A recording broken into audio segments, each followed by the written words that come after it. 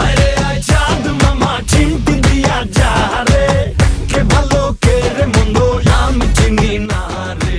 বরবাদ সিনেমার চাঁদ মামা গান দিয়ে নতুন এক ইতিহাস গড়ল বাংলাদেশ মেগা স্টার সাকিব খান। এখন কথাটা যা হলো সেটা হচ্ছে, চাঁদ মামা গান রিলিজের 3 ঘন্টার মধ্যেই এমন এক খেতাব পেল ইন্টারন্যাশনাল মিডিয়া রিপোর্ট থেকে, যে খেতাব এর আগে বাংলা সিনেমায় আর কেউ পায়নি। মন আমার পাগলা রকেট, আগুন লাগে তাও রে না তোমারে।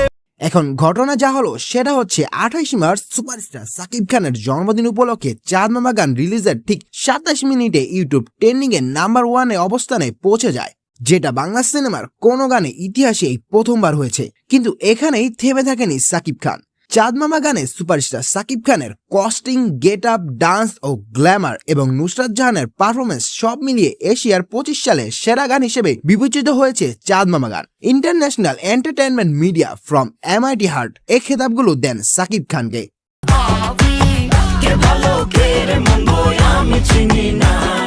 সিনেমা বিশ্লেষকরা বলেছেন, 25 সাল কাঁপাবে সাকিব খানের চাঁদ মামা গান।